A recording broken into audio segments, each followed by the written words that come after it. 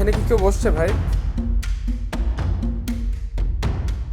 নগর ভবন। ইরান যুদ্ধের প্রেক্ষাপটে দেশ যখন বিদ্যুৎ সাশ্রয়ের নীতিতে, তখন ঢাকা দক্ষিণ সিটির প্রধান ভবনে দিনেই জ্বলছে সারি সারি লাইট, ঘুরছে ফ্যান, এমনকি ফাঁকা কক্ষেও বিদ্যুৎ অপচয়ের মহোৎসব। প্রপার আলো আসতেছে, লাইট জ্বালানো। এটারে এদিকে সাপোর্ট দেয়, এই জন্য দুইটা ফ্যান চালাইতে হয় আর কি। একই চিত্র অন্যান্য সরকারি দফতরেও। অফিস ছুটির পর রাত নামলেও বদলায় না সরকারি দফতরে বিদ্যুৎ অপচয়ের দৃশ্য। অনেক অফিসে জ্বলতে থাকে অসংখ্য বাতি, পিছিয়ে নেই বেসরকারি খাত।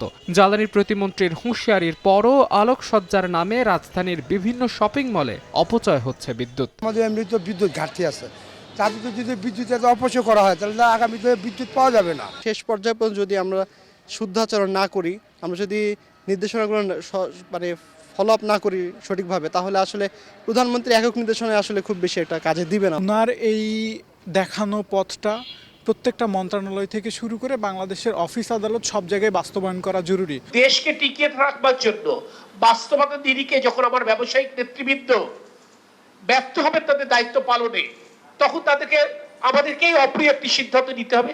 সেটি নিতে চাই না বলেই তো এত কথা। বিদ্যুৎ সাশ্রয়ে যখন জাতীয় অগ্রাধিকার, তখন অপচয় নিয়ে প্রশ্ন তুলে দায়ীদের শাস্তির আওতায় আনার তাগিদ বিশেষজ্ঞের। আমাদের বিদ্যুতের এবং জ্বালানির অবস্থা অত্যন্ত নাজুক এবং খারাপ, এবং তার মধ্যে এই বছরে এটা নতুন একটা সংকট দেখা দিয়েছে। আমাদেরকে খুব ভালোভাবে একটা প্রোগ্রাম নিতে হবে, সিরিয়াস প্রোগ্রাম নিতে হবে, যেটা শুধুমাত্র এখন যেটা অ্যাওয়ারনেস এবং জনগণকে শুধু সচেতন করলে চলবে না, তখন কিছু কিছু ক্ষেত্রে তাদেরকে পানিশমেন্ট এবং তাদেরকে জোর করতে হবে, এবং এটা একটা নীতিমালার মধ্যে আনতে হবে। কৃচ্ছ সাধনের শুরুটা যখন রাষ্ট্রের শীর্ষ পর্যায় থেকে হয়, তখন তা কেবল নীতি নয়, হয়ে ওঠে আদর্শ। এখন মাঠ পর্যায়ে বাস্তবায়নের পালা।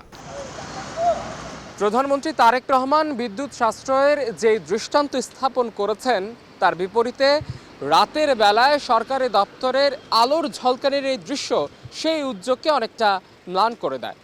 প্রশাসনের একটি অংশের এমন উদাসীনতায় প্রশ্নবিদ্ধ হচ্ছে প্রধানমন্ত্রীর সেই মহতী উদ্যোগ। শুধু তাই নয়, দায়িত্বহীন এই অপচয় হুমকির মুখে ফেলছে দেশের জ্বালানি সাশ্রয়ের লক্ষ্য ও ভবিষ্যৎ পরিকল্পনাকেও। মাহাদ ইসলাম ধ্রুব, সময় সংবাদ, ঢাকা।